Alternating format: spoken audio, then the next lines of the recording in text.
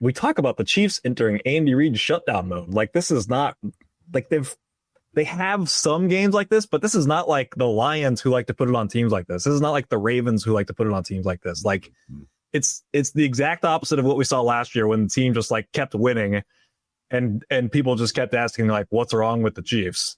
Whereas this year, we're not even in the playoffs and everyone's like, the Chiefs are back.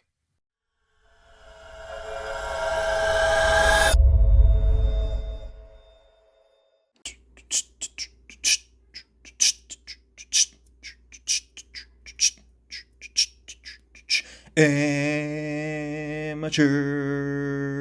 Hour Chiefs Podcast. Amateur Hour Chiefs Podcast.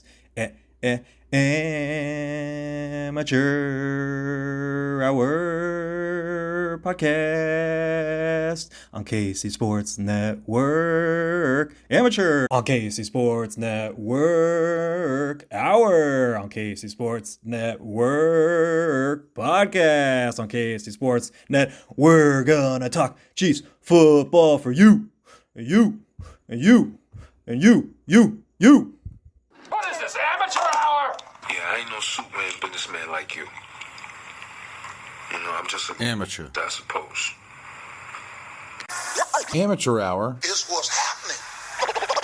Amateur hour Is what's happening.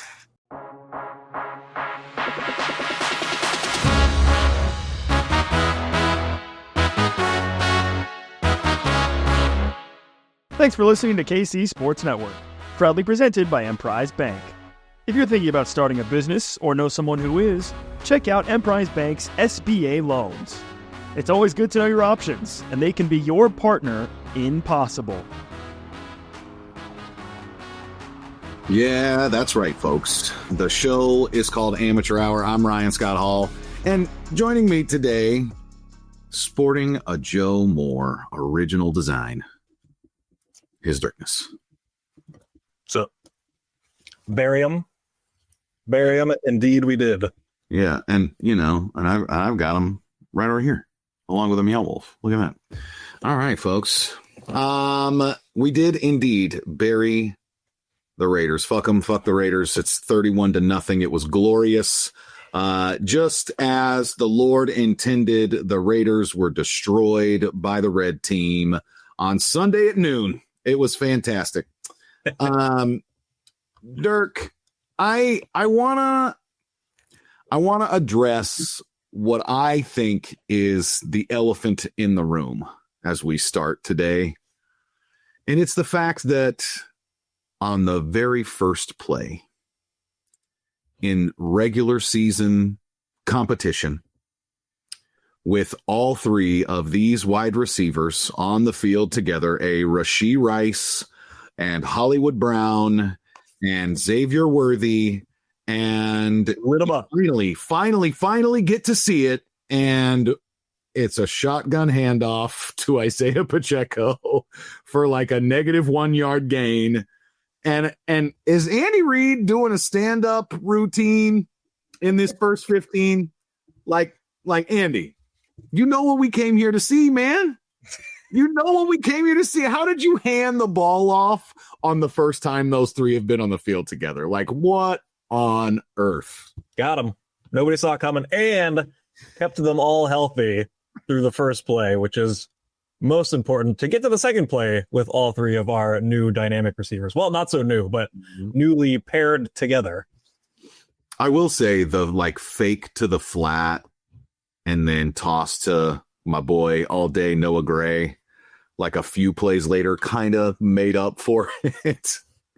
But I mean, amongst many other plays, that play is going to be opening up with the Chiefs screen game, coming off the deep pass, coming off of everything. But that play has been really hot this year, though. The fake little screen. So many teams are throwing it shorter and shorter. So when you fake that screen, you learn who's going to pop up on that. And I've seen so many wide open touchdowns on that fake bubble screen. Throw it right up that sideline on a little sideline go route. It's not a new play, but kind of like the hot play of this season, you could almost say. Well, look, before we get too deep in here, what's your big thing? That's right. The big thing. Step aside, Diggler. There's a new Dirk in town with an even bigger thing. My big thing this week is that the fun has finally, truly, 100% returned to this team. We finally got to see it. All three receivers back. They first started talking about this idea of fun in the first preseason game of 2024 after our absolute train wreck of a Super Bowl winning season in 2023. You want some fun? Because here comes some fun. The Chiefs put up their biggest win since 2021. That game came against the Raiders. Andy's first career regular season shutout, and the Chiefs' first shutout since 2011 regular season shutout. Andy has never coached a shutout before? Never. Oh, In the regular season. We shut out the Texans in the playoff game back in 2015. But 51-0. The Niall Davis kickoff return. Yeah, 30-0 in that one. Or Brian. And this is the first Chiefs regular season shutout since 2011, which happened against the Raiders. So I wanted to say that because there's a little bit of a theme here. The Raiders did have 3 total first downs. Good for them for trying. The fewest in any NFL game since 2008. That was done by the Raiders in 2008. And it was the Chiefs' fewest first downs ever allowed in any game, breaking the record of 5 set by the Raiders, 1997.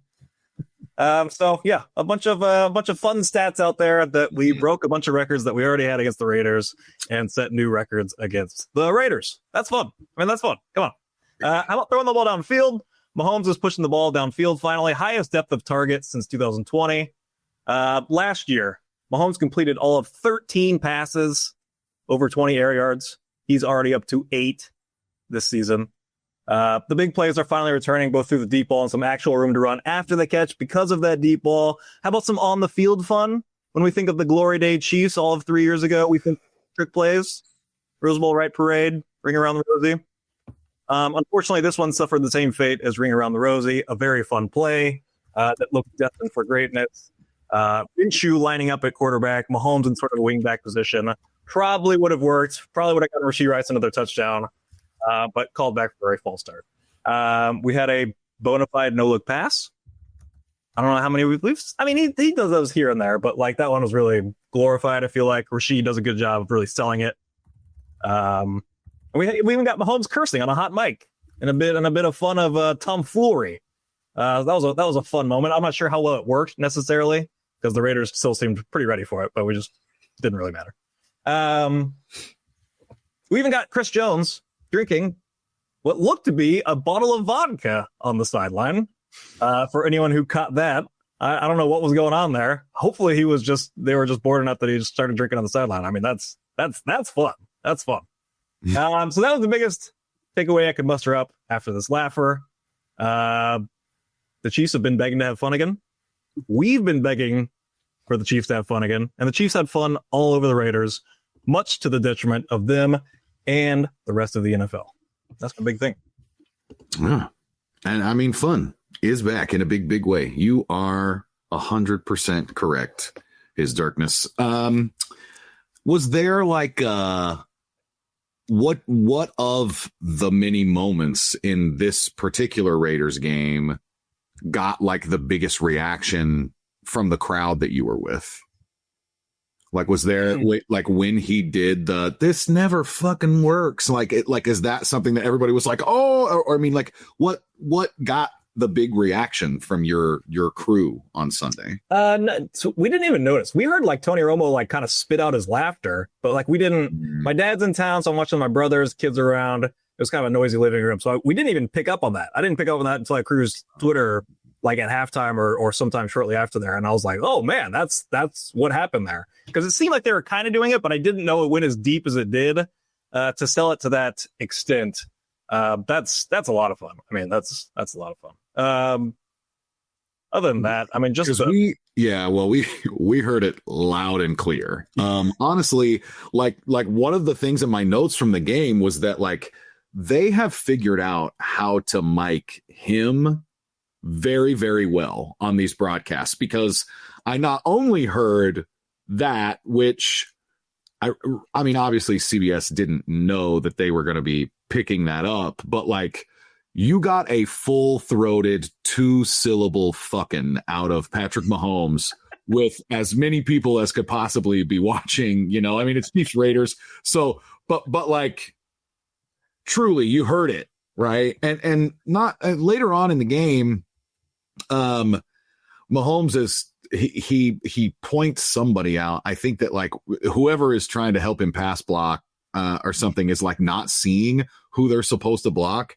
And Mahomes literally in the middle of his cadence is like, he's right there. Like, I mean, it really jumps out. Like they had him mic'd up pretty perfectly, but I guess mic'd up has a different connotation. That would be like the hidden mic. But the way that they've got at least the quarterbacks mic'd on CBS, man, really, especially in that moment, which here's like the real offshoot from stuff like that for me. It is fun, definitely. But everything that this team does is all about January. And when I see them do stuff like this, I'm like, what does that do for January, Andy? Like, is there an offshoot of this that is the real play? Or is it possible that because it was an AFC West game, or because you finally got to do the game plan with all three of them, or because fuck the Raiders? Like, I don't know, but I was curious about some of the things that they did that were tendency breakers or sort of trick play things in a game that didn't require any of that in order to win. Were you or are you thinking about it now in any way? I don't know, concerned? You wouldn't be concerned about it, Dirk? No, I mean, not really. I mean, that's kind of like, so like when the Lions did it, I think that's a very fair criticism when the Lions were doing it. Because theirs were kind of like leading to big plays.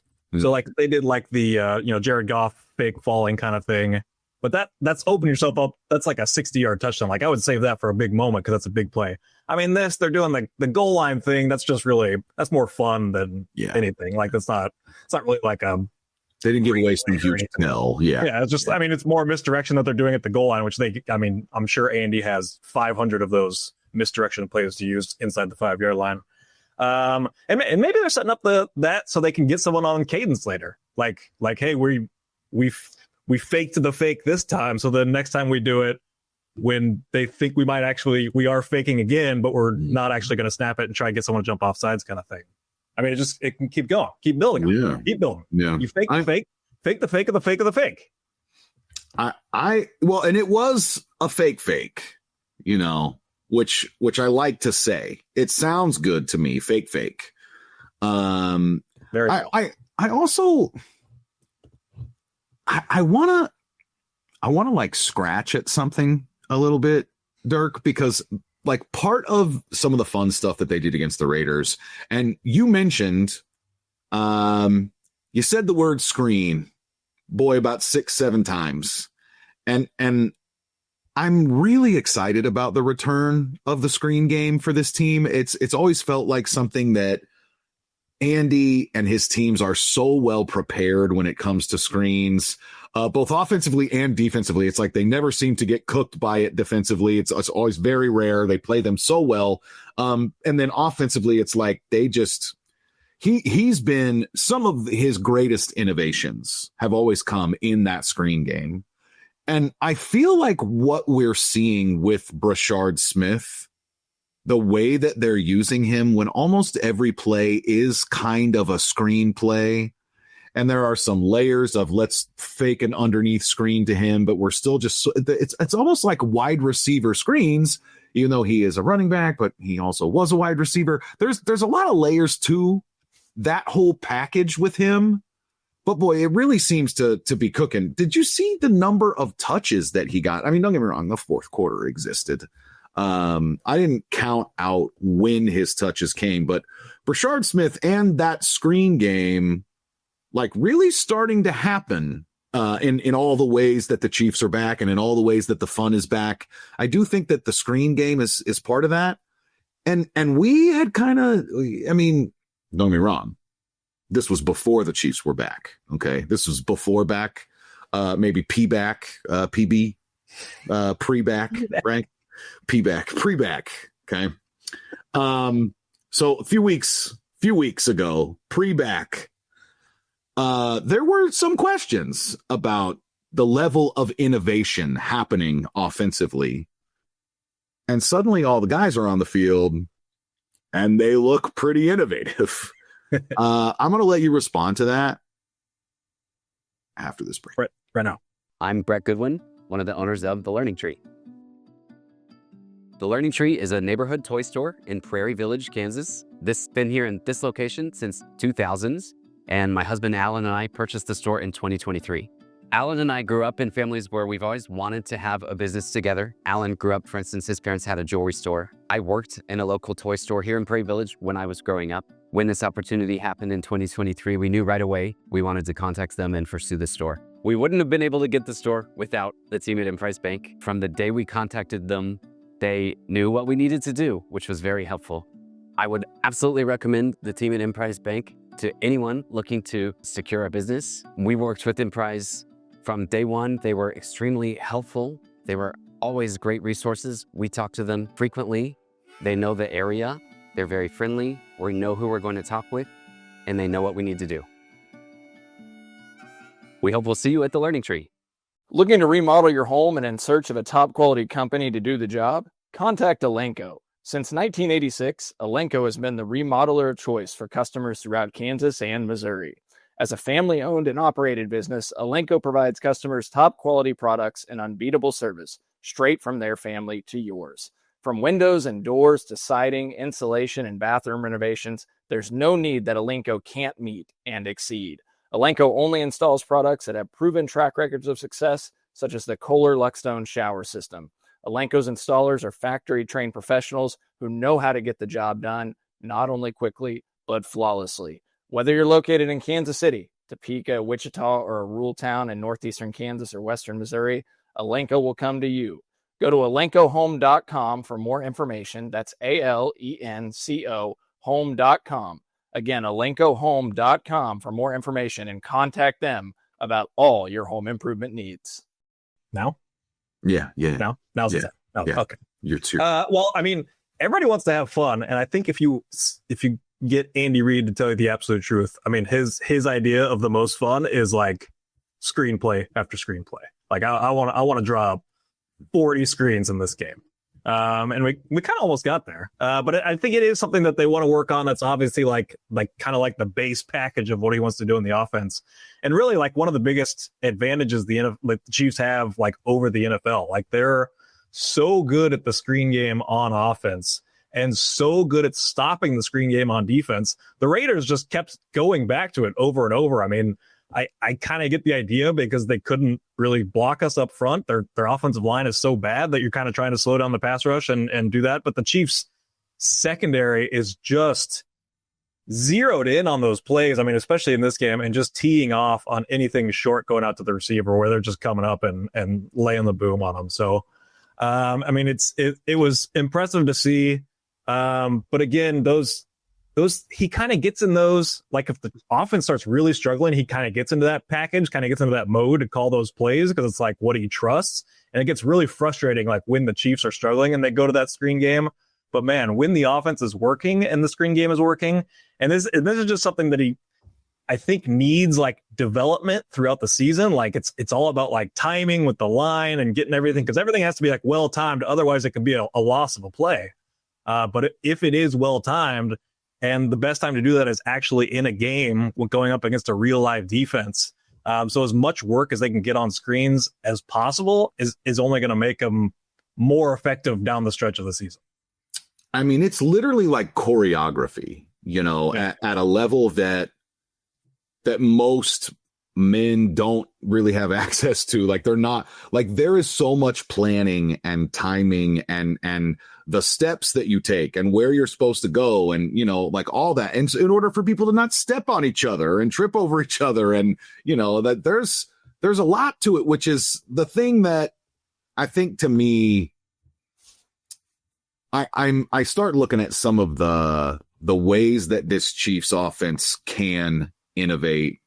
And for me, I almost thought like, is the screen game dead? Like, because they just weren't doing anything. And I don't know if it was a matter of pieces, or they just didn't think that Brashard was ready, or maybe they're just waiting for a really bad opponent. I'm not totally certain how that worked out, but it was probably the most pleasant surprise. I mean, among many, in a 31-0 victory against my most hated team. But I think that was something that surprised me, was the number of screens that we saw, and the fact that it really does seem like that screen game is fully back in action. And I mentioned it kind of off the top, but it's opened up by the deep passing game. Like if you don't have the threat going downfield, which the Chiefs really haven't for the last couple years, like defenses are going to be more ready for that screen game. They're going to be jumping all over those. They're ready to see those. So it's no coincidence that like the deep game and screen game are both opening up at the same time. I want to talk more on Brashard Smith. He's almost in like the McCole Hardman role. Like he's doing so many like jet sweeps around the back. I mean, obviously he's more of a running back than McCole Hardman. We were kind of debating in our living room with my brother if he's more like McCole Hardman or more like Jerick McKinnon. Jerick McChicken, excuse me. Sorry, sometimes pronunciations they just don't come off right. But yeah, I mean, like he kind of has like a little bit of both of them in his game. So it's just kind of exciting, and I was almost to the point like he seems better suited for like the shotgun type runs than Pacheco. Like he's just kind of quicker, and Pacheco, I would almost like relegate Pacheco to like more of an under center type of run role, and just get those shotgun plays out of there and kind of, get Brashard on it. And that's something that's going to have to be developed over the whole season, because obviously, he's going to be still learning the playbook. He's going to have to really pick up blocking to do that. And just the overall scheme and all that. So like as much as they can develop him throughout the season is going to help a lot. But like, I really like him more as the shotgun type of back, mixing in Kareem, especially like as a blocker. And Kareem still has good hands despite being slow as molasses. But working those two more into the shotgun and really Pacheco thriving in that under center running game and using him more like that. So like kind of like widening up the lines instead of, it feels like every single shotgun run to Pacheco, unless it's just like a power straight ahead, but anything going sideways, it's like a 2-yard maximum. And anything we can do to move off of those would be helpful. So first on Brashard Smith, I think is he McCole or is he McChicken is kind of the point. Like, I wonder if that's what they envisioned, was like, well, this guy, because he has a receiver background, we can ask him to do all of the McCole Hardman receiver stuff, but also he converted to and had a very successful season as a running back. So we can also have him do all of this McKinnon stuff. Like they're not, I don't think, built the same way, but like he's might as well be Percy Harvin or whatever. Like he brings a lot of different things.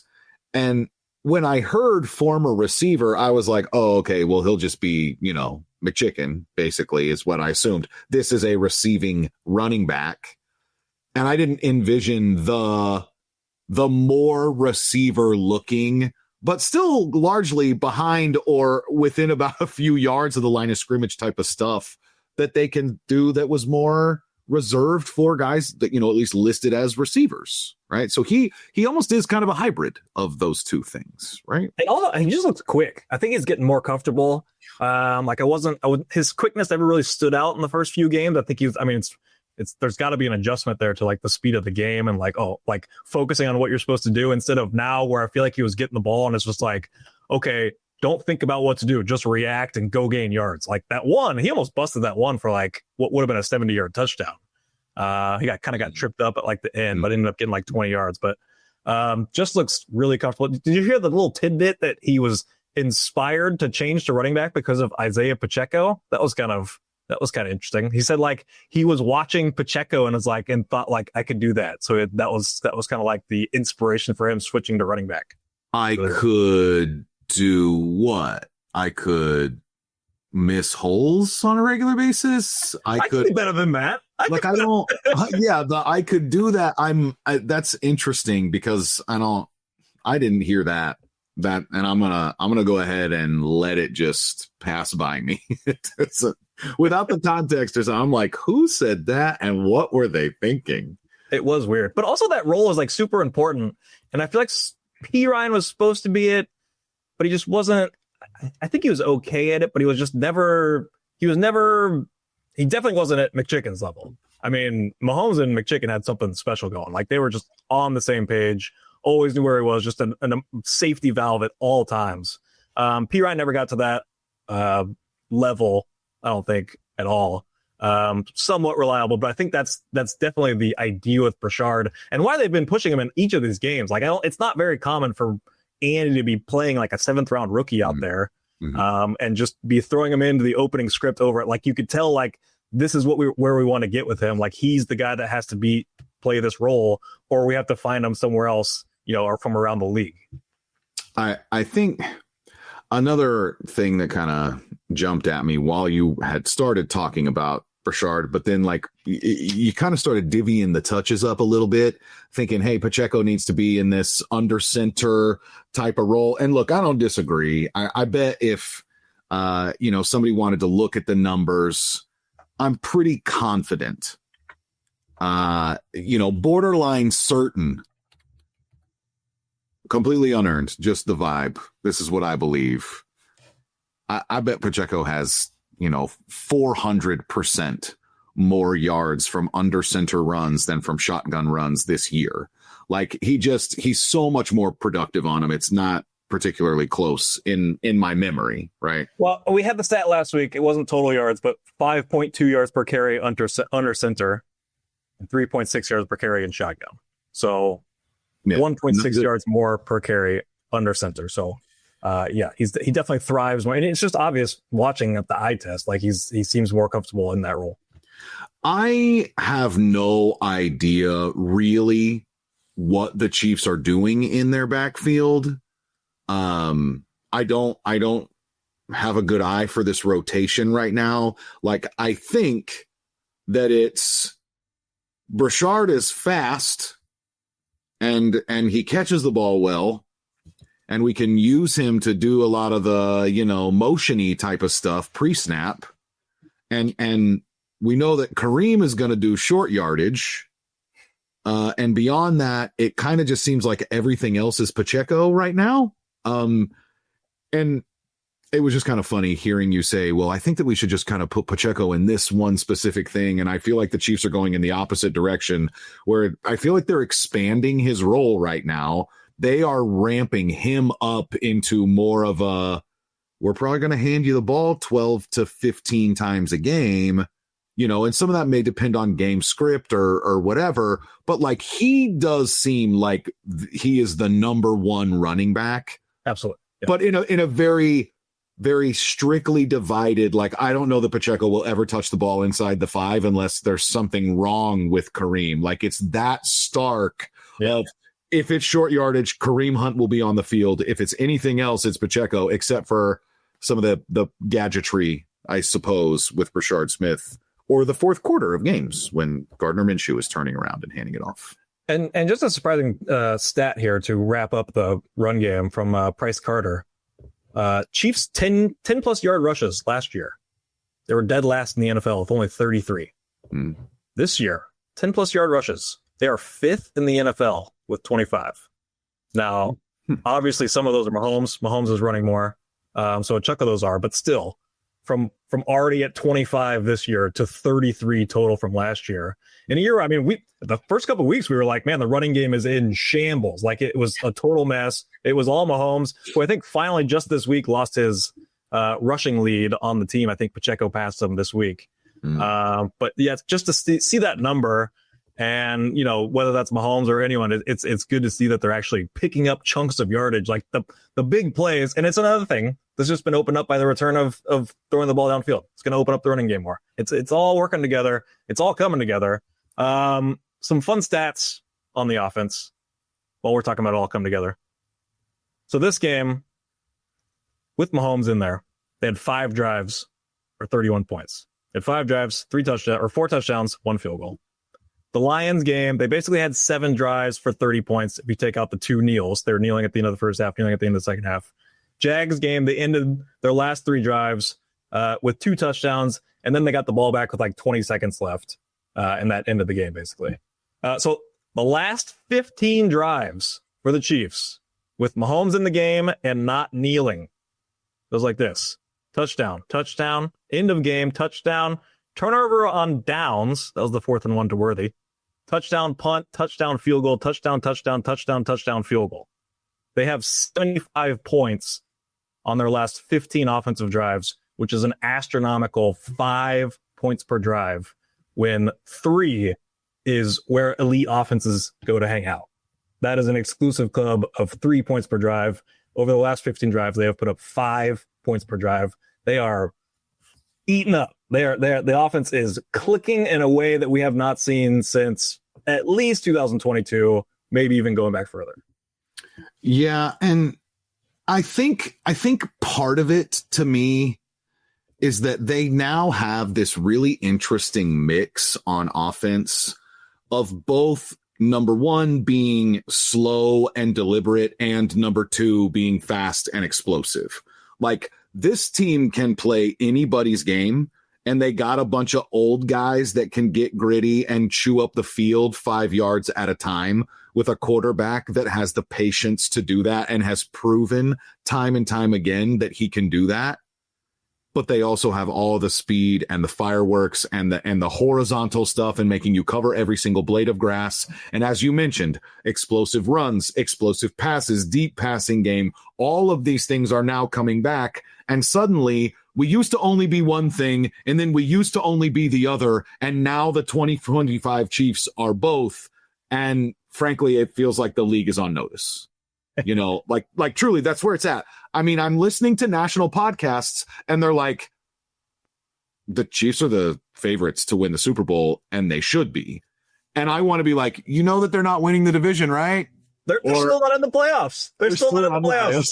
Yeah, they're not a playoff team currently, and they are the favorites to win the Super Bowl. And at this point, when people are like, I know the Raiders are bad and this and that and the other, but like, everyone that does it is unanimous that the Chiefs are back and that the offense is back in a way that maybe people thought they weren't ever going to get to, because Tyreek is gone and you know, Travis is on his, you know, in his twilight of his career or whatever. And honestly, I wonder, I don't want to put too much on him, but like, I wonder how much of this is that people just didn't really, or maybe they are, I guess, expecting a lot from Rashee Rice, right? Like, he feels in some ways like the thing that legitimizes this offense. You know, with people are talking about him like a real wide receiver 1 type in this offense, and that just because it pushes everybody else into their perfect spots. I think that maybe that's what it is, because I don't know if you know this about me, Dirk. I only listen to very, very smart people when they're talking about football. Like, right. I'm so bougie about it. All right. I only listen to the nerds and the highbrow football conversations. And all of them are like, that Rashee Rice, so much better than anybody thinks. He's a real wide receiver. He's a top 10 wide receiver. And as soon as he gets more time in this offense, everybody's going to see it. So, you know, maybe that's it. There's a groundswell of momentum underneath this Chiefs team, but it's just that offense. I don't hear them talking about what the Chiefs defense is doing right now. Well, speaking of some highbrow content, I was trying to think of things to talk about this week because, I mean, the game was a laugher. Yeah. Not a whole lot to take away from it, really. And I started thinking of Rashee Rice comparisons, and I was thinking, man, Ryan was talking about Tyreek Hill, and everyone's named Tyreek Hill like a gadget guy, like a Percy Harvin, or one of these type of guys. And Ryan saw far and beyond that, compared him to Antonio Brown. Nobody could have seen that coming. I mean, this was early Tyreek Hill days, before the explosion, and everyone was just like, I mean, and he's the best receiver in the NFL. It doesn't make any sense. And for some reason, some Rashee Rice comparisons popped in my head, and I want teacher Ryan to grade these comparisons. But I want them to do it after this break. Chiefs Kingdom, I have got a question for you. What is your favorite touchdown? Well, for me, I can confidently say that my favorite touchdown, it's the next one, because with DraftKings Sportsbook, an official sports betting partner of the NFL, every touchdown could bring you closer to cashing in. From the first touchdown score to anytime touchdown props or the thrill of live in-game betting, every snap is loaded with opportunity. From spreads to money lines, same-game parlays, regular parlays, you want it, DraftKings has got it. Here's the best part. Bet just $5, and if your bet wins, you'll get $200 in bonus bets instantly. I use DraftKings Sportsbook, and you should too. Your team hitting pay dirt pays out to you. Download the DraftKings Sportsbook app now and use code KCSN. That's code KCSN to turn $5 into $200 in bonus bets if your bet wins. In partnership with DraftKings, the crown is yours. Gambling problem? Call 1-800-GAMBLER. In New York, call 877-8-HOPE-NY or text HOPE-NY 467-369. In Connecticut, help is available for problem gambling. Call 888-789-7777 or visit ccpg.org. Please play responsibly. On behalf of Boot Hill Casino and Resort in Kansas, fees may apply in Illinois. 21 plus age and eligibility varies by jurisdiction. Void in Ontario. Bet must win to receive reward. Minimum minus 500 odds required. Bonus bets expire 7 days after issuance. For additional terms and responsible gaming resources, see dkng.co/audio. Calling all Chiefs fans, you could be on the field at the 50. GEHA Field, Arrowhead Stadium, official coin toss of a Chiefs home game this year. Just go to chiefs.com/GEHA right now. You can enter to win a chance to be on the field for a once-in-a-lifetime view of that pregame coin toss. Tails never fails. Plus, you can score other exclusive prizes. Enter for a chance to win at chiefs.com/GEHA. And GEHA is a proud partner of our Kansas City Chiefs. So these comparisons, I don't know what that back shoulder touchdown throw. It just felt like Mahomes really zinged it in there, and Rashee Rice caught it so easy. It was just like they're so on the same page that it was just like, well, that was impossible to stop. And it kind of reminded me of like Rodgers to Devontae Adams, is where this like originally started in my head. So that's the first one. I want you to grade the comparison of Rashee Rice to Devontae Adams. What do you think of that one? I think at this stage in the career, I can't give it a whole lot more than like I want to give you like an A for effort, but no effort. It seems like the only real connection that you saw there was back shoulder, and that's it. And at least for right now, that is kind of where the comparison ends for me. Mostly because Devontae Adams, was not as good as Rashee Rice in the early stages of his career. He didn't really break out until like year 4, year 5. And maybe that's because he wasn't playing with Rodgers. I don't know. I don't know the timeline of those two. Surely he doesn't predate Rodgers. He's got to be younger than the 40-year-old guy out there. So, he just was kind of slow to break out, and Rashee Rice was quite good as a rookie. But also, he is known as just basically being able to get open against anybody, any coverage, anytime. They say his release package, which there's a lot of, I don't know what to make of that, but innuendo. Okay.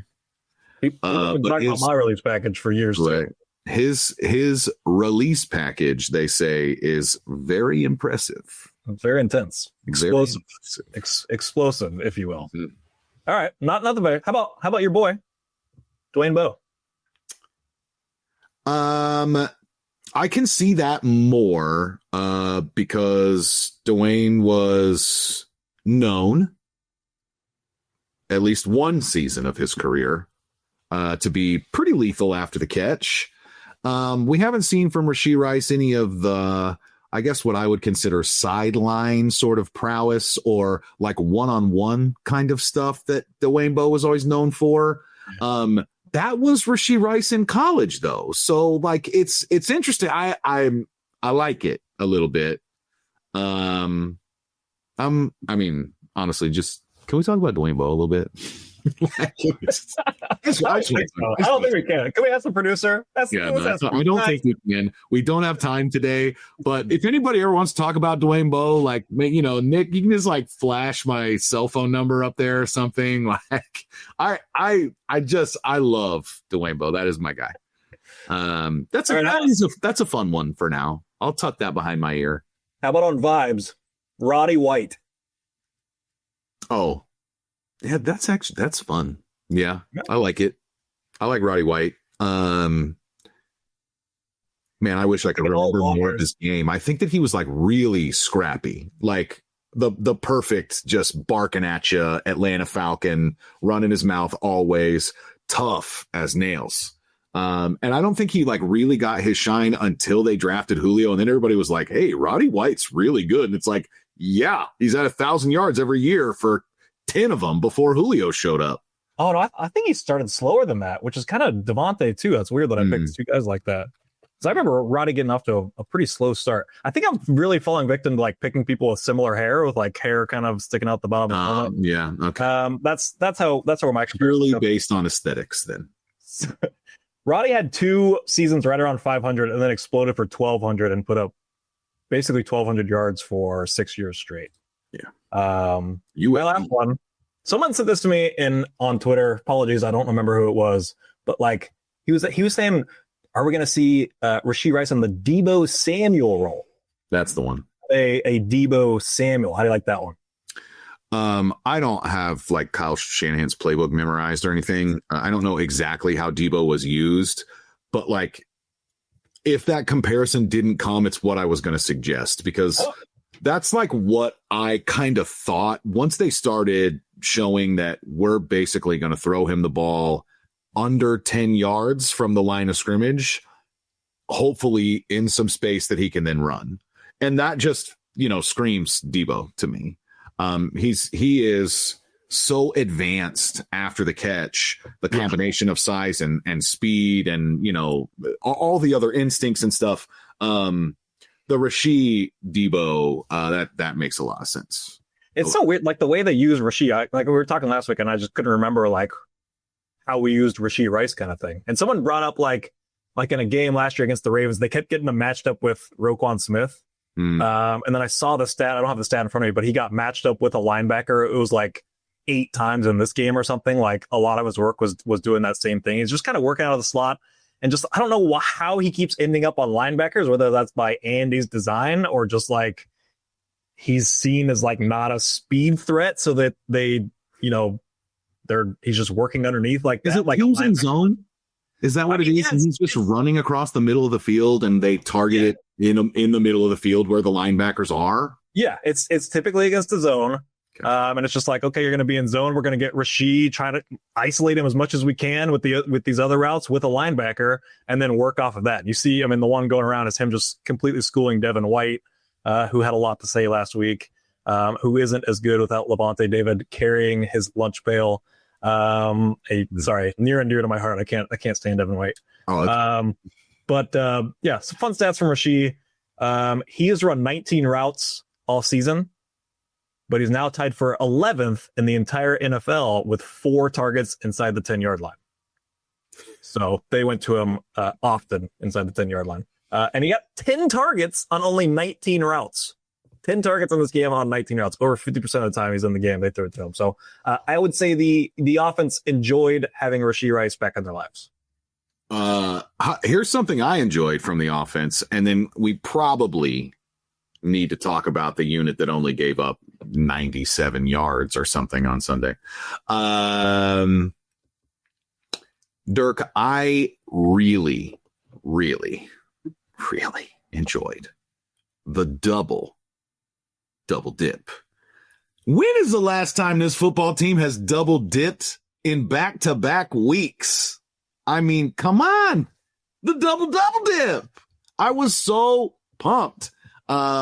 And some others, it just in case you hadn't heard, Dirk, they said on the broadcast that this was the first time in Kansas City Chiefs history that they started the game with 3 consecutive touchdown drives of 80 yards or more.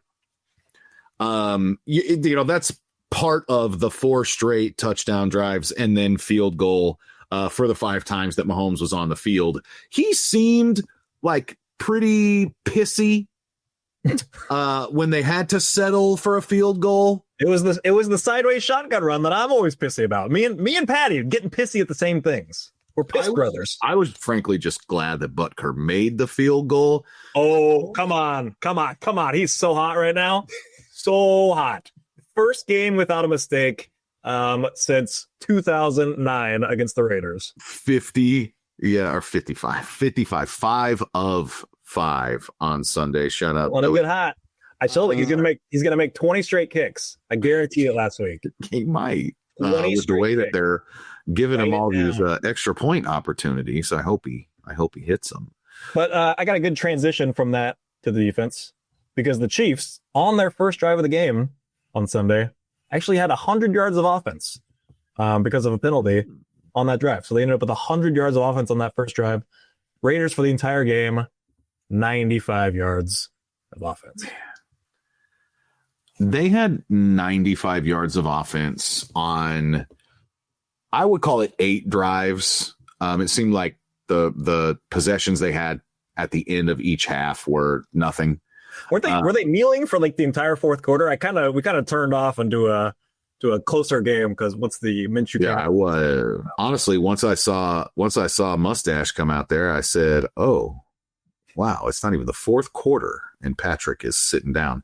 I can't remember that ever happening. I don't remember a Chiefs quarterback ever getting pulled in the third quarter of like a non replacement type situation, but getting pulled because the game's a blowout in the third quarter. I don't remember that ever happening.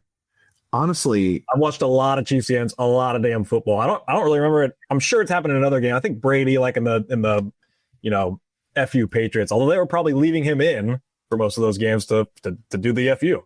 But one of those games, I remember the Titans, they were up like 49-0. I'm sure Brady got pulled in the third quarter of that one, but very rare to see. There were, oh God, let's see if I can find it. There were a couple weird like snap count ones. Like Tanyan had 24 snaps and Chris Jones had 22 snaps, but Tanyan played like 30% of the offense and Jones played like 70% of the defense or something like that. Honestly, some of the weirdest possible numbers coming out of this game. I see your finger. Please finger us. So, talk on it. Pause. Lordy, that'll be a new segment. But I do the finger. I do the finger a lot. It's a good signal. It's our signal. It was 30 total plays, 30 offensive plays. I think they ended up at 30. The Chiefs had 30 first downs, and the Raiders had 30 plays. Okay. For some reason, I got 29 minutes. Regardless, second fewest of the Super Bowl era. Number of the 30 plays by the Raiders? 30 plays run. The number one fewest plays run in a game. The 1999 Browns Week 1, which I was like, was that their first game back as a franchise? And it was indeed their first game back as a franchise. The poor Browns lost 43-0 to the Steelers at home in their first game back as a franchise. They had 28 offensive plays and 40 total yards of offense. I mean, imagine waiting 4 years to see your football team, and then that's I'm just gonna. Man, I wish I knew that is. It hasn't gotten much better since 1999 for Browns fans. And, right? And maybe my favorite. I'm not trying to do Derek Anderson erasure or anything, and Braylon Edwards for those of you that were playing fantasy football at the time. But Derek Anderson is size 28 shoes or whatever they were. Maybe my favorite tweet from the game. I think it was Nate Taylor, pretty sure. Several defensive players, Jalen Watson and Drew Tranquil, are literally having to stretch on the sideline while watching the Chiefs offense operate. Just like, I needed a workout today. Like, I think, did they go home and work out afterwards? Like, they didn't really break a sweat in this game? Is that what happened? Well, get this. This is the thing that just, like, some of the little statistical anomalies from this game just crack me up. So we mentioned that the Raiders ran the same number of plays as the Chiefs had first down. So the first down disparity is comical. 30-3 in the first downs department. And the way that it's laid out in a lot of box scores is like first downs, rushing first downs, passing first downs, or something like that, right? The Raiders did not gain a single first down on the ground on Sunday against the Chiefs. One was by penalty, right? It was they had one by penalty and two through the air. Sorry, I'm looking at it now. They got a first down on their first drive, and they got a first down on their second drive.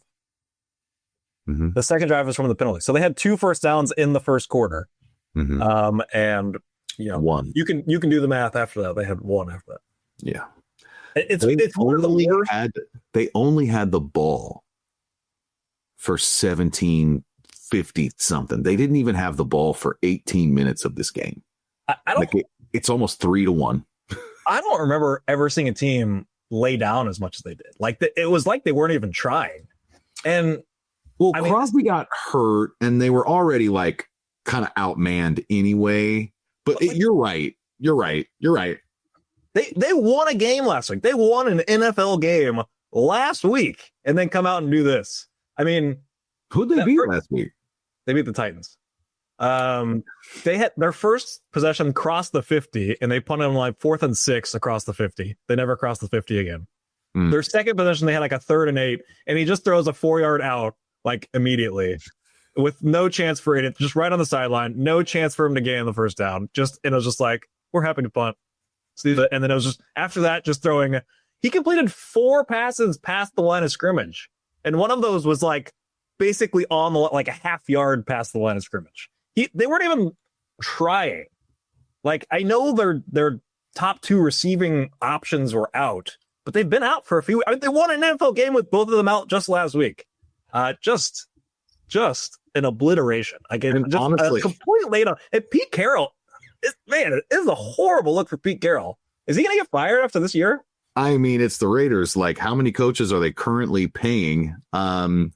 How about this one? This one really just tickled me in a way that I haven't been tickled for a while. Whoa. This is going to lead to an explosive release. I'll say that. My release package. No, dude, the 2 leading tacklers for the Raiders on Sunday had 18 and 16 tackles apiece. Landon Roberts with 18 tackles, and people are like, he was all over the field. And it's like, no, he's just on the field for 40 minutes, just out there the whole time. I'm sure the second guy was Devin White jumping on top of the pile, trying to steal Levante David's stats away. I'm sure that one solo and Roberts. 15 assists is what I saw for Devin White. That's an exaggeration. Good God. Yeah, I honestly like a really memorably hilarious game between the Chiefs and Raiders. Did you happen to notice they were kind of like you mentioned quitting. I don't think they ever started trying. To quit, you have to start trying. I don't think they ever started. I don't know if you looked at the like drive chart. Boy, yeah. I mean, again, they had 10 possessions and 30 plays. Now, a couple of those were like, kneel downs or whatever, but like it's basically 3 and out, 3 and out, 3 and out, 3 and out, 3 and out, 3 and out, 3 and out, 3 and out, 3 and out. Like they just didn't do anything. It was wild. It was wild. And you ask about a Pete Carroll, you can ask about Geno. I mean, you can ask about Chip Kelly. Honestly, like pretty much anybody really involved here, it's all bad. I mean, they don't have enough talent. They're probably I don't know if I want to call him their best offensive player, probably their highest paid offensive player, Colton Miller, their left tackle. He's out. They decided, and I think it sounded really cool at the time, but when they drafted Genty, everyone's looking back on it now saying like, pick somebody that plays in the trenches, instead of this hood ornament. I will say we were talking about the Chiefs running game so much. Genty didn't get his second carry until 21 minutes into the game. I also noticed that stance of his that he has apparently like went away from, but now has gone back to. I've never seen anything like it, Dirk. It's absolutely hilarious. It really stands out on TV, especially there were a couple plays when they were lined up in the pistol and Geno is like bent over, looking athletic, like ready for that snap. He's he's got to make sure that if it goes over here, he can get it, or over here, he's like down in an athletic stance. And behind him is somebody that, Genty looks like he accidentally wandered onto the play and is just standing there like a statue, like, I wonder what this is all about. It is unbelievable how like disconnected from football that stance looks. It didn't help them really in any way in this game. I don't know if it's meant to help at any point, but it was my first time like really watching him like that, and it jumps out. Boy, it's weird. It's kind of like a someone just standing over there with their hands on their hips, just like a Karen standing back there. Like, you call this an offense? I think that's what came off in this game. Like, Jesus, look at these guys. Look at these sitting fools running around calling this an NFL offense. And I don't blame them. I gave us a hard time for not talking about the defense, but like that was pretty much what I had. Shut them down. Just a bunch of stats to shit on the Raiders. Shut them down. They were terrible. Didn't have to do a whole lot. Chris Jones, as you mentioned, with a bottle of Tito's on the bench in like the third quarter. And that was at Arrowhead. If it was in Vegas, it would have made a lot more sense to me. But that was at Arrowhead. They must have just told him like, hey, Chris, game over, bud. You're fine. You get to rest for the fourth quarter.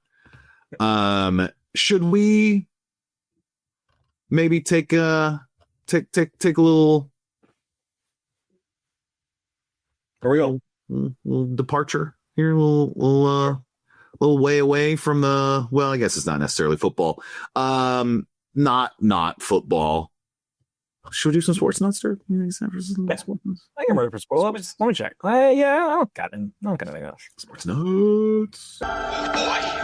What a sports nut, huh? It was just a bunch of fun stats. I mean, that's basically what the game was. It just turned into a bunch of fun stuff, which is funny because, this is like, we talk about the Chiefs entering Andy Reid's shutdown mode. Like, this is not, like, they have some games like this, but this is not like the Lions who like to put it on teams like this. This is not like the Ravens who like to put it on teams like this. Like, it's the exact opposite of what we saw last year when the team just like kept winning and people just kept asking like, what's wrong with the Chiefs? Whereas this year, we're not even in the playoffs and everyone's like, the Chiefs are back.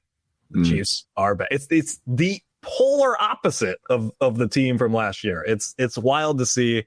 It's wild to see him win a game like this when they are perfectly happy to not run an offense when the game gets out of hand. And if the other team wants to matriculate the ball down the field, they will let it happen. And the Raiders just couldn't even do it at that point. So just funny to see. Great to see that the Chiefs are back to playing some ball. And yeah, it's hard not to say that they're the best team in the NFL right now. Mm-hmm. The only non-nuts notes that I still have remaining was didn't get to this one. The 3rd and 14s are back, Dirk. They converted 2 in the first. No, wait. 1 in the first half, and then 1 on the opening drive of the second half. 3rd and 14s back. This offense can get behind the sticks and then go right back in front of them again. Which is that's classic Mahomes. Mahomes in the early his first few seasons, and it's like 3rd and 15 plus, and it's like, just as a fan, just like, watch this. He's gonna get it. I am so confident. I'd rather have. We used to say we'd rather have a 3rd and 15 than like a 3rd and 1. Like let's see it. Exactly. Well, I also had Ariza's first punt didn't come until like their, I don't know, 7th possession or something. It was in the 4th quarter and landed at the 8. Okay. Pretty efficient day for everybody. And then I wanted to at least like Jalen Moore. Cool, clean game. Thanks for that. No idea who you were blocking at all. No offense. Maybe that guy they drafted from Texas Tech that hasn't done anything. Trayvon Walker. No, not Trayvon Walker. I can't remember his name. Is it Trayvon? Something. At any rate, no, not gonna work here. Not gonna work here much longer. Right. Tyree Wilson. Tyree. Yeah. Tyree Wilson. Something. Tyree. We got it. No, didn't need to, Nick. We saw it. We got it on our own. Nobody can read your chat, Nick. We got it. We also saw Trey Smith go out with this back thing. I don't know how much he or the team really felt the need to push, and so maybe that was. I mean, he went back out and then came back to the sideline a second time and just kind of called it. But Caliendo seemed fine, you know. He had a very high PFF grade, and if I learned one thing this week, it's that PFF knows ball. So Caliendo did his job. He's good. PFF confirmed. PFF confirmed. How are you going to argue it? How are you going to argue? They watch every play, Ryan. How are you going to argue it? I don't know. And I just want to say, I mean, we're not touching on the Josh Simmons thing because we don't know anything. But it's such a more healthy reaction to it right now, to whatever's going on, than if we did not sign Jalen Moore and if we had Wanya Morris in there at left tackle and he was, presumably not much improved and was at the Wanya Morris levels of last year. Like, the vitriol that would be going on either towards Josh Simmons or just towards the Chiefs to like get an update on what's going on would be so much higher if Jalen Moore was not filling in and just doing his job extremely admirably. So that's just kind of my takeaway from what's going on with Josh Simmons without knowing anything.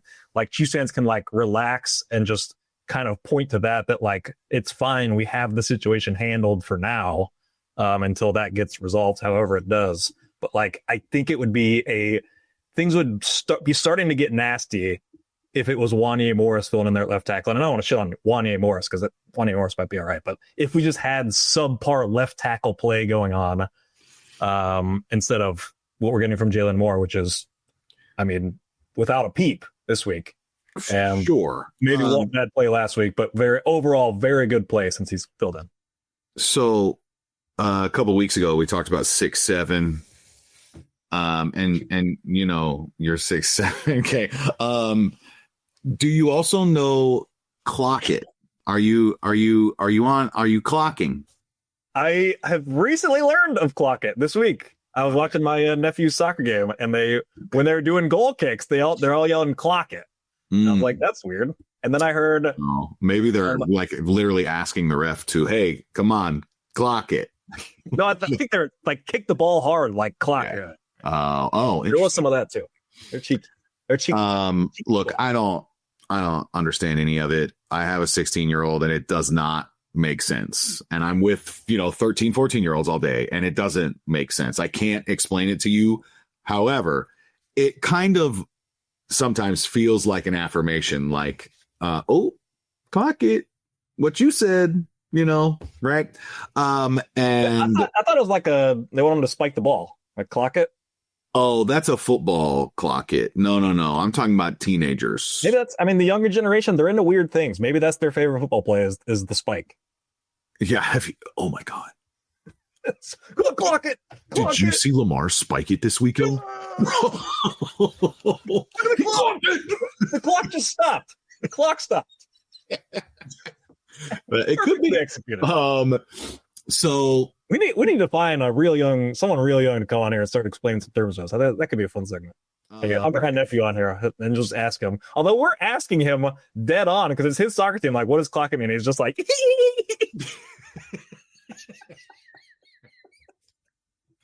that's how most of them are. They can't even keep a straight face. I feel like that's what their group chats are all just filled with, is just like, what do we say when the adults ask? Like, how do we mislead them? No, the reason I even mentioned clock it, Dirk, is because when you were talking about what the response to Josh Simmons would be if we didn't, like, if we were in a less insured position here with Jalen Moore, not something I'd considered at all. Probably the best point on our show today. Like, it's that is real for sure, because, man, I don't know that I would be like getting nasty, but I'd be awfully worried, and it would feel more urgent, like if Mahomes got sacked 4 times on Sunday and we still won 31-0, but like you could see this is a problem like that. I mean, we'd still be like, okay, where's the update? We need to know what's going on here.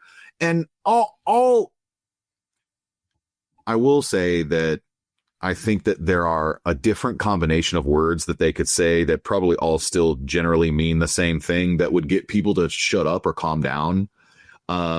I think people are a little hyper fixated on like semantics here. That's all we got. I mean, it's right. If you're interested in the story, I mean, that's all we got is like this one line from Andy. So you're going to kind of you're going to look into every single word. It's honestly a little bit the way that we're obsessed over it. And look, sports nuts coming up. All right. I get it. But it's like reminding me of Zodiac. Do you remember the scene in Zodiac when they're looking at the handwriting and he's like, there are consistencies in the lowercase r's. Like this. I mean, that's where we're at right now, is like, hey, Andy said that Veach is the one that's handling all of it. So, I guess, is this no longer a football thing? This is like a procedural thing. And what are they going to do? Are they going to put him on the non-football injury list? Guys, we don't know. Nobody does. And fortunately, I think we can rest easy right now because Jalen Moore seems very capable. Different style of play for sure. But even if we don't know the names of the guys that were rushing the quarterback this week, Jalen Moore looks very comfortable and very capable. And that's a big change for me.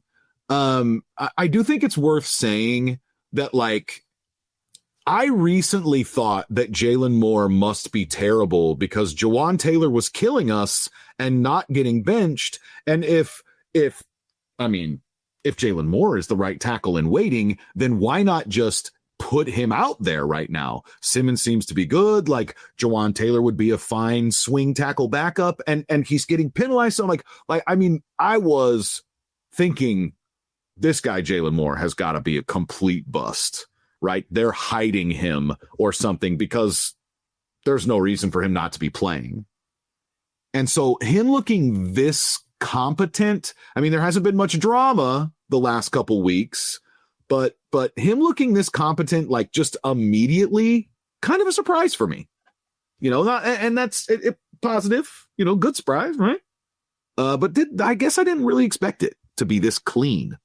And also, I mean, on the other side of that, Jawan Taylor deserves a shout out because I think we are on 4 weeks now straight without a real penalty on him. I think he would have had that illegal formation that was not his fault. Mm-hmm. But I think we're at 4 weeks now without a legit penalty on Jawan Taylor. And he's locking his side down too. Like, I mean, I think we've kind of said if he eliminates the penalties, he's typically a pretty good player. And so I think we're shutting that down. And really, I mean, they did this against the Raiders without Max Crosby. So, I mean, big whoop. The Lions defensive line is really good. So, I mean, they were doing that to Aiden Hutchinson. They got a dude, Muhammad, who keep seeing pop up. He was a terror last night against the Buccaneers. So, I mean, they have a good defensive front. They had a Lee McNeil back too. And he's like, Mina Kimes, when they were talking about on her podcast that he was coming back, they're like, that is an all pro level player. So yeah, the Lions are deep on that defensive line. Do you think that when Andy like has a talk with somebody, and I think he like that was the language that he used. He's like, well, you know, we had to sit down with him and like let him know as far as Juwan was concerned, like it's not acceptable. Like we have to stop the penalties. Do you think that like, even though this was potentially more like a law of averages thing, that like you're going to get called for a bunch and then you're going to have a few clean games or whatever. But is Andy taking credit that like, well, gave him that talking to, and they're all like, yeah, coach. Yeah. You know, you're famous for those one-on-ones. You really got him. There you got him, Andy. Good job, bud. It's like Nick Wright pushing this tackle to turn the tide over and over. It's like, nah, I turned it around. I did it. I labeled it. Nick, please make sure that you play Sports Nuts a second time. It's actually time for Sports Nuts now, but I want it the first time when I asked for it too. Please. Both times. That would be great, because welcome to Amateur Hour, folks. What a sports nut, huh? So Dirk, my Sports Nuts.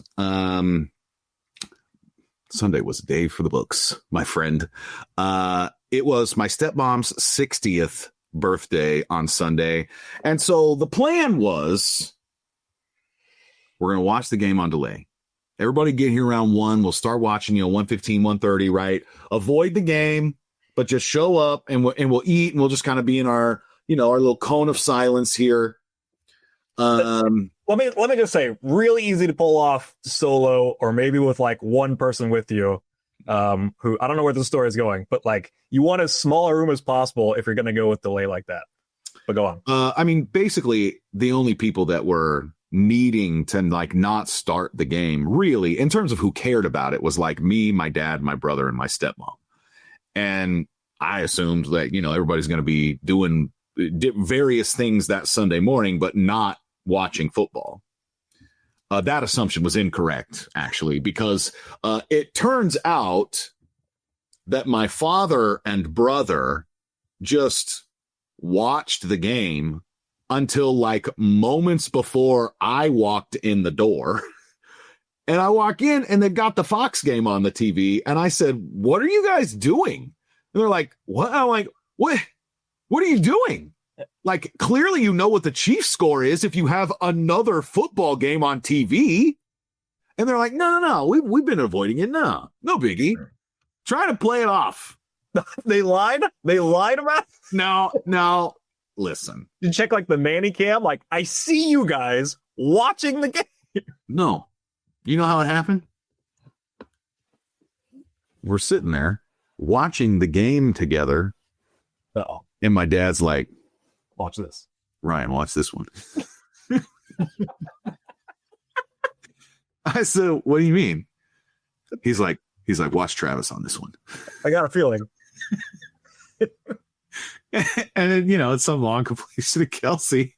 And I'm like, you just telling me wrong on me? What's up, Dad? Dad, you don't watch the Chiefs like this. Like, I love my dad, but like, he's not out here predicting plays. And they're like, oh, God. And I said, I lost it. Like, you couldn't wait.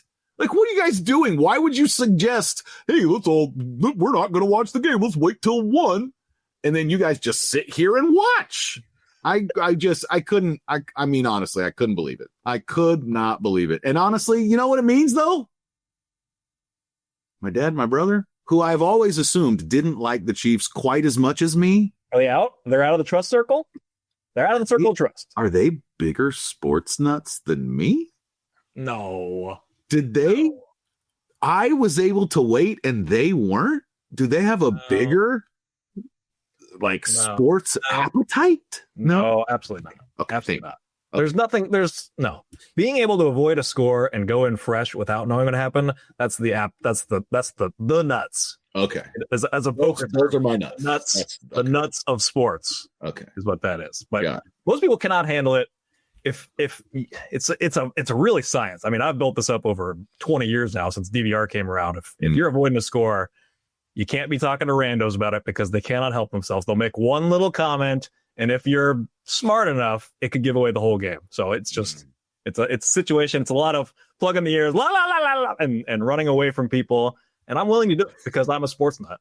I'm telling you, you want to see the ultimate like level of that.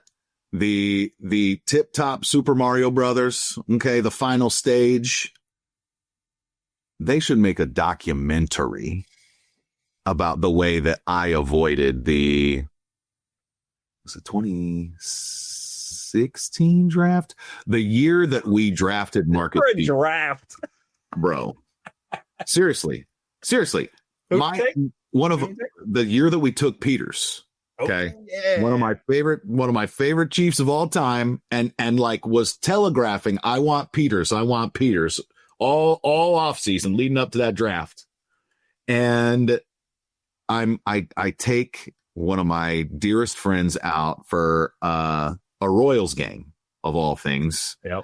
A few nights before his wedding, we go to LC's, we pick up some barbecue, we go out to the Royals game, and the draft is going on, and I am just like, I'm avoiding it. I know that the game was like a 6 instead of a 7. It's fine. I'm going to go home and watch it on the DVR. No one at the Royals game is going to be talking about the draft. Had to leave my seat a couple times. All right. It was touch and go because there were Chiefs fans everywhere. Oh, hey, what?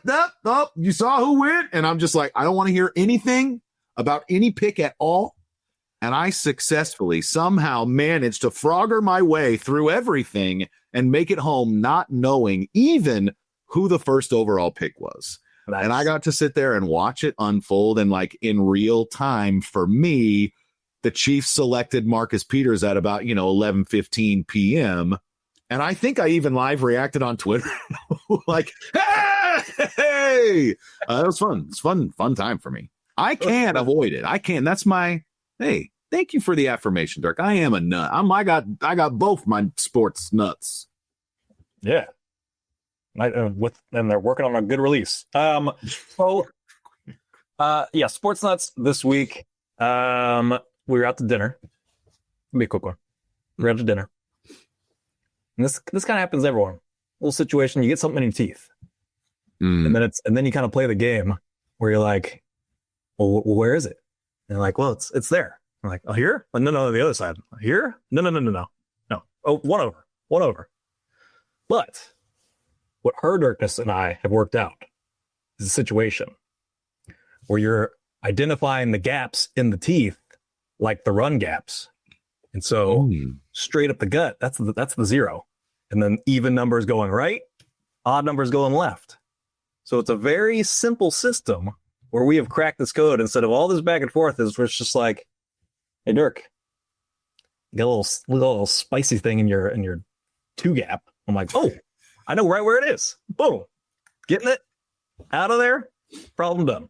And so without much fanfare during the game this week, that was my sports nuts. A little realization that we've perfected the running game gap into the spice in the teeth gap. Is the right versus left for the offense or the defense? Offense. I mean, okay. Yeah, offense. So I have to be able to look and know. Okay. Yeah. It's mirrored. Yeah. Okay. I like it. It reminds me of Ted Lasso when he just asks Nate, are you somebody that likes it if someone tells you got some in your teeth? And he's like, yes, of course. And he says, good, because that suit does not fit you at all. Folks, this has been Amateur Hour. I'm Ryan Scott Hall. He is his Dirkness. The Chiefs are above 500, yet still not in the playoffs. And for a second straight week, our Super Bowl favorites, depending on where you look. They are back, folks, and they're back on Monday Night Football again. Doggone it for all of us. 10 a.m. games. You couldn't even make the game. It was so early you couldn't even make the game live. I know. I'm a shell of my Nobody former wants a self. game. Nobody wants a game that early. Boy, I love a nooner. It's possible that Jaden Daniels is not playing in this Monday night game. Oh, a little fun stat here before we go. Yeah. I saw this from Clay Windler. The Redskins/Commanders have not beaten the Chiefs since 1983. Were you aware of that? 1983. That's crazy. It's Did only Blackledge like play that game? Was it because that's his rookie year? I did not check. It would make sense. Well, I don't know if he'd be playing yet, but it would make sense. Man, because he had like 4 starts or something. It would be amazing if you could quote the stat the last time that they beat the Chiefs, Todd Blackledge was the starting quarterback. That puts it in perspective. He only started 4 games. Oh, it's a very, very bad number because he's in that very, very bad man. It was Bill Kinney, unfortunately, going up against Joe Tehees-Man. Tease-Man. Tehees-Man.